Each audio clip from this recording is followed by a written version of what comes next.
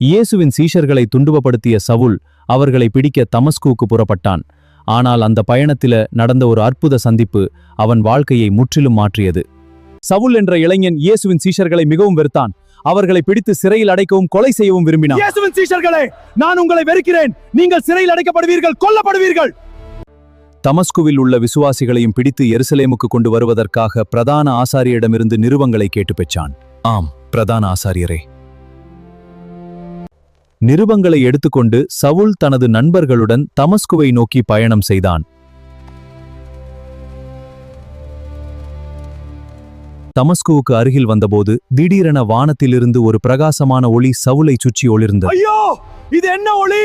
ஆண்டவரே! சவுல் தரையில் விழுந்தான். அப்போது, சவுலே, நீ ஏன் என்னை துன்பப்படுத்துகிறாய் என்ற குரலை கேட்டான். சவுல், ஆண்டவரே, நீர் யார் என்று கேட்டான். அதற்கு இயேசு, நீ துன்பப்படுத்துகிற இயேசு நானே என்று பதிலளித்தார். ஒளி மறைந்த பின் சவுல் கண்களை திறந்தான். ஆனால் அவனால் எதையும் பார்க்க முடியவில்லை. நண்பர்கள் அவனை கைப்பிடித்து தமஸ்குவுக்கு கூட்டிச் சென்றார்கள். சவுல் 3 நாட்கள் பார்வையில்லாமல் இருந்தான். அந்த நாட்களில் அவன் உணவும் உண்ணவில்லை, தண்ணீரும் குடிக்கவில்லை. தொடர்ந்து ஜெபித்துக் கொண்டிருந்தான். தமஸ்குவில் அனனியா என்ற சீஷன் இருந்தான்.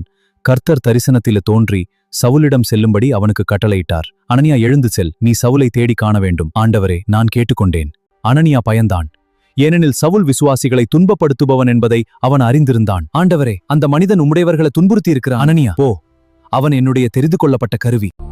ஆனால் கர்த்தர், அவன் என் நாமத்தை புறஜாதிகளுக்கும் ராஜாக்களுக்கும் அறிவிக்க நான் தெரிந்து கொண்ட பாத்திரம் என்று கூறினார். அனனியா சவுலிடம் சென்று அவன் மேல் கைகளை வைத்து ஜெபித்தான். பரிசுத்த ஆவியால் நிரப்பப்படும்படி வேண்டினான். உடனே சவுலின் கண்களிலிருந்து மீன் செதில்கள் போன்றவை விழுந்தன. அவன் மீண்டும் பார்வை பெற்றான்.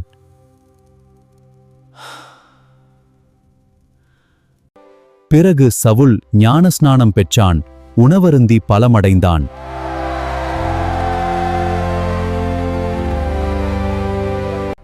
சில நாட்களுக்கு பிறகு சவுல் ஆலயங்கள் நின்று இயேசு தேவனுடைய குமாரன் என்று தைரியமாக பிரசங்கிக்க தொடங்கினான். இயேசு தேவனுடைய குமாரன். இயேசு, இது எப்படி முடியும்? இது உண்மை, நான் சாட்சி.